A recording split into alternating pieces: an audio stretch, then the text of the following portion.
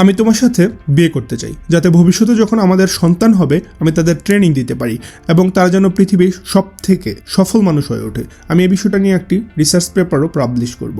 তুমি কি এই এক্সপেরিমেন্টকে সফল করার জন্য আমাকে বিয়ে করবে? এই মেসেজটা অনেকগুলো চিঠিতে এক এক করে লিখেছিলেন একজন হাঙ্গেরিয়ান এডুকেটেড সাইকোলজিস্ট। তারপর সেই চিঠিগুলো তিনি বিভিন্ন মেয়েদের হাতে তুলে দেন, যাতে অন্তত একজন হলেও তার সাথে বিয়ে করতে আগ্রহী হয়। এই মানুষটার নাম ছিল লাসলো পোলগার। লাসলো বিশ্বাস করতেন গ্রেট পারফর্মাররা জন্মগতভাবে তৈরি হয় না, তাদের তৈরি করা হয়। তার মতে যে কোনো বাছাই করা ফিল্ডে ডেডিকেটেড প্র্যাকটিস করলে যে কোনো সুস্থ শিশু জিনিয়াস হয়ে উঠতে পারে। তাই আইডিয়াটাকে তিনি এতটাই সিরিয়াসভাবে নিয়েছিলেন, যাকেই পেতেন শুধু এই বিষয়টা নিয়েই তিনি কথা বলতেন। 1960 সালের দিকে বেশিরভাগ মানুষ মনে করত জিনিয়াসরা ছোটবেলা থেকেই জিনিয়াস হয়, আর যখন লাসলো তার এই আইডিয়া অন্যদের বলতেন তখন অনেকেই বিরক্ত হয়ে যেত। একবার তো একজন লোকাল গভর্নমেন্ট অফিসার তাকে সরাসরি বলে ফেলেছিলেন তোমার একজন সাইকোলজিস্ট দেখানো উচিত। কিন্তু লাসলো এত সহজে হাল ছাড়ার মানুষ ছিল না। তিনি বুঝে গিয়েছিলেন তার থিওরি প্রমাণ করার একটাই উপায় আছে, নিজের ভবিষ্যৎ সন্তানদের উপর এই থিওরিটা প্রয়োগ করা। আর এই জন্য তার এমন একজন স্ত্রী দরকার ছিল যিনি এই এক্সপেরিমেন্টে রাজি হবেন। এই কারণেই তিনি এতগুলো চিঠি লিখেছিলেন। শেষ পর্যন্ত তিনি একজন তরুণী ইউক্রেনিয়ান নারীকে খুঁজে পান, যার নাম ছিল ক্লারা। শুরুতে ক্লারারও মনে হচ্ছিল এই লোকটা একটু পাগল টাইপের, কিন্তু অনেকক্ষণ লাসলোর সাথে কথা বলার পরে ক্লারা তার সাথে বিয়ে করতে রাজি হয়ে যান। 1969 সালে ক্লারা তার প্রথম কন্যা সন্তান সুজানার জন্ম দেন। তখন লাসলো অনেক চিন্তা ভাবনা করে ঠিক করলো কোন একটা নির্দিষ্ট ক্ষেত্রে সুজানাকে এক্সিলেন্সের জন্য গ্রুম করা হবে। তিনি চাইতেন সুজানার যেন সেই ফিল্ডে এতটাই সফল হয় যাতে লাসলোর থিওরির উপর কেউ আর প্রশ্নই তুলতে না পারে। অনেক ভাবনার পরে তার মাথায় একটা আইডিয়া আসে, চেস। লাসলো চেসকে বেছে নিয়েছিলেন কারণ সেটার কম্পিটিশন হয় এবং স্পষ্টভাবে বোঝা যায় কে জিতলো আর কে হারলো। যদি তিনি আর্ট বা লেখালেখির মতো কোনো কিছু বেছে নিতেন তাহলে সেটা খুবই সাবজেক্টিভ হয়ে যেত। একজনের কাছে সেটা ভালো আর্ট, অন্যজনের কাছে সেটা খারাপও হতে পারতো। তখন মানুষ বলতে পারতো এটা ওয়ার্ল্ড ক্লাস আর্ট নাম। যদিও লাসলো নিজে চেস খুব একটা ভালো খেলতো না, তবুও তিনি চেস শেখার পদ্ধতি নিয়ে যতটা সম্ভব পড়াশোনা করতেন। তিনি সুজানাকে স্কুলে পাঠাননি, ঘরে তার পড়াশোনা শুরু করান। এমনকি সুজানা 4 বছর বয়স হওয়ার আগেই তার চেস ট্রেনিং শুরু করে দেওয়া হয়। সময়ের সাথে সাথে সুজানাও চেস ভালো খেলতে লাগলো এবং আগ্রহ অনুভব করতে লাগলো।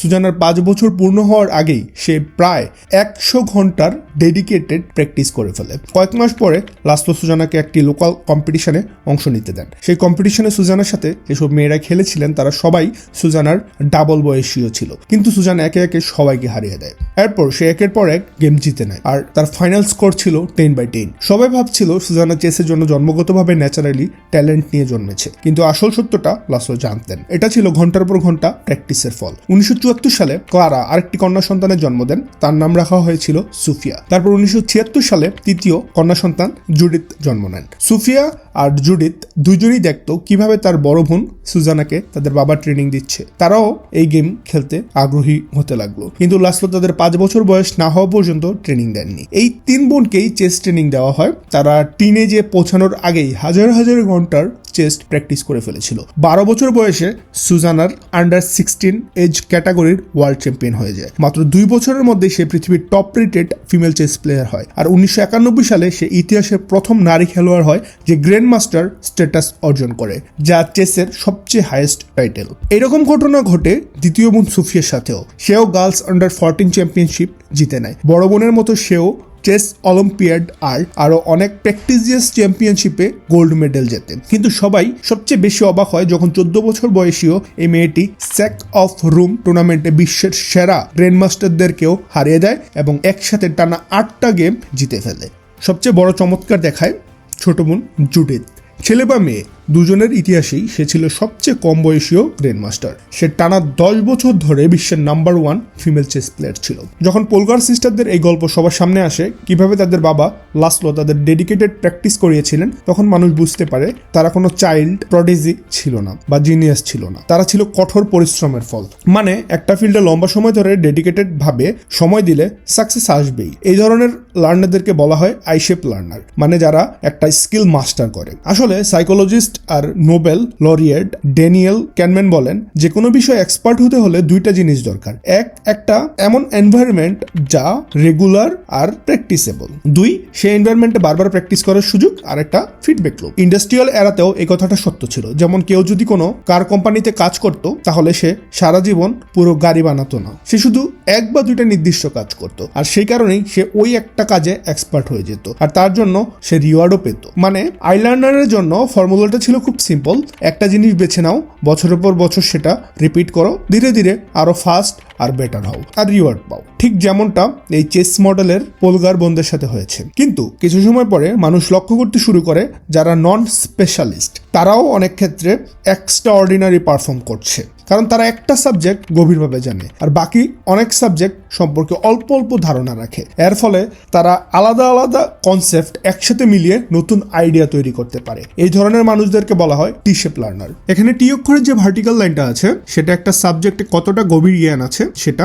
বোঝায়, আর হরিজন্টাল লাইনটা বোঝায় সে অনেক ডিফারেন্ট সাবজেক্ট সম্পর্কে জানে। এখন একটা উদাহরণ নেওয়া যাক। একজন সায়েন্টিস্ট ছিলেন যার নাম আলেকজান্ডার ফ্লেমিং। তিনি লন্ডনের সেন্ট মেরি হাসপাতালের ল্যাবে ব্যাকটেরিয়া নিয়ে স্টাডি করতেন। এই ব্যাকটেরিয়াগুলো এত ছোট জীব যেগুলো খালি চোখে দেখা যায় না, কিন্তু মাইক্রোস্কোপে দেখে বোঝা যায় এগুলো আলাদা আলাদা স্পিসিস আছে যেগুলো শরীরের ভেতর ঢুকলে মানুষের মৃত্যু পর্যন্ত ঘটাতে পারে। 1928 সালে আলেকজান্ডার ফ্লেমিং তার রুটিন কাজ করছিলেন, যেমন ছোট ছোট এক্সপেরিমেন্টাল প্লেটে ব্যাকটেরিয়া গ্রো করানো, যাতে তিনি দেখতে পারেন ব্যাকটেরিয়া কিভাবে আচরণ করে। একবার ফ্লেমিং 2-3 দিনের জন্য ব্রেকে চলে যান। তিনি ফিরে এসে ল্যাব পরিষ্কার করা শুরু করেন, আর প্রতিটা ডিশ ফেলে দেওয়া বা পরিষ্কার করার আগে মাইক্রোস্কোপ দিয়ে দেখে নিচ্ছিলেন। এভাবে করতে করতে একটা দিকে তার নজর পড়ে, একটা প্লেট ডিশে পুরো জায়গা জুড়েই ব্যাকটেরিয়া গ্রো করছিল, কিন্তু একটা জায়গা বাদে। এই জায়গাটায় একটা ছত্রাক বা মোল্ডের মতো কিছু গ্রো হয়েছিল, আর সেই মোল্ডের চারপাশে একটা পরিষ্কার রিং তৈরি হয়েছিল যেখানে ব্যাকটেরিয়া এসে মারা যাচ্ছিল এবং ওই জায়গায়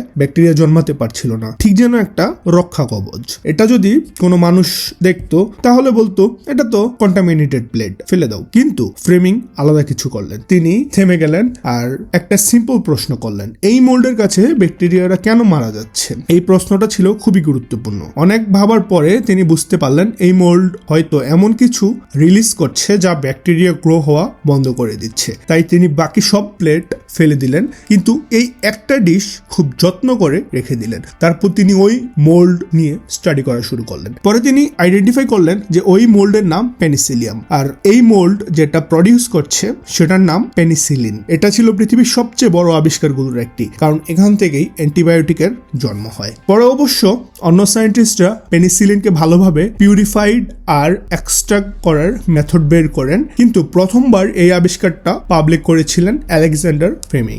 তিনি কোনো সাধারণ স্পেশালিস্ট ছিলেন না, মানে তিনি শুধু ব্যাকটেরিয়া নিয়ে জানতেন না, তার আরো অনেক ইন্টারেস্ট ছিল, আর সেই কারণেই তিনি একজন নর্মাল স্পেশালিস্টদের মতো ফেলে না দিয়ে বরং অন্য সাবজেক্টে আগ্রহ থাকার কারণে সেটাকে গভীরভাবে স্টাডি করেছিলেন। এভাবেই হাজার হাজার গল্প তৈরি হয়েছে যেখানে দেখা যায় টি শেপ লার্নাররা, মানে যারা একটা জিনিসে স্পেশালিস্ট তার সাথে সাথে অনেকগুলো সাবজেক্ট সম্পর্কে জানে, তারা নতুন নতুন জিনিস ইনভেন্ট করতে পারে এবং প্রডিউস করতে পারে, আর এই কারণেই পৃথিবীতে এই টাইপের লার্নাররা উপরে উঠতে শুরু করে। কিন্তু এখনকার সময় অনেক স্টাডি পাবলিশ হচ্ছে যেখানে বলা হচ্ছে এম শেপ লার্নাররা আরো বেশি কন্ট্রিবিউশন দিতে পারে, ঠিক যেমন টি শেপ আর আই শেপ লার্নাররাও পারে। আই লার্নার আর টি লার্নারের সাথে তুলনা করলে এবার আসি এম লার্নারের কথায়। তাহলে আগে বুঝে নিই এম লার্নার আসলে কারা। আই লার্নাররা হলো তারা যারা একদম স্পেশালিস্ট, একটা বিষয়ই গভীরভাবে দক্ষ।